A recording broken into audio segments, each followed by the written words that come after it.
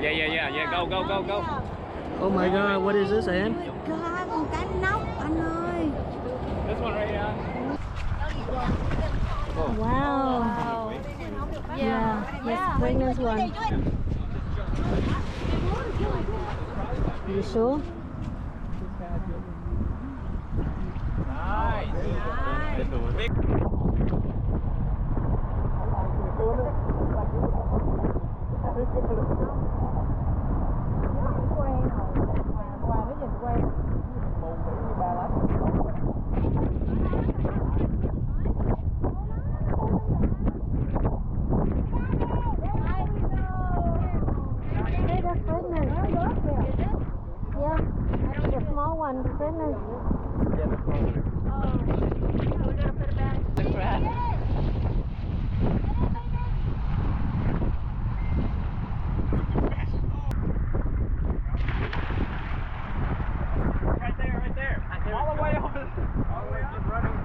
Run, Forrest!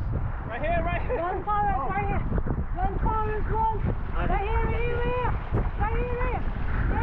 Yeah. I jump too. I jump too. I jump too nữa. Another one right here. Another one nữa kìa. Right here. Cái gì bự quá nè Thùy. It's a fish. It's a crab. It's a crab. Có con nữa nè, đây thôi.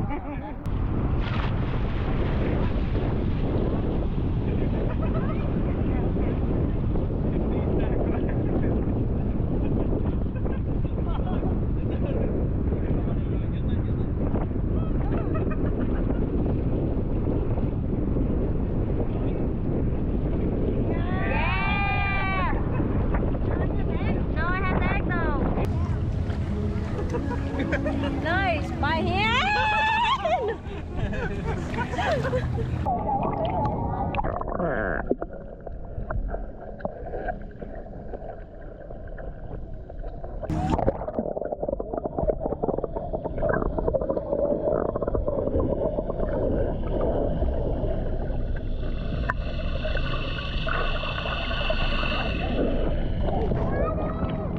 Thôi đừng tin tưởng mình. Don't trust me. I don't think so. No. Mà bây giờ với gia đình mình là lần đầu tiên thấy bị ác tụi Tiên cá luôn. Chứ không phải tiên thường đâu, tiên cá mắc cạn. Yeah. Mẹ mùi đồ ăn rồi đó. There you go. The captain, man. Captain Khoa.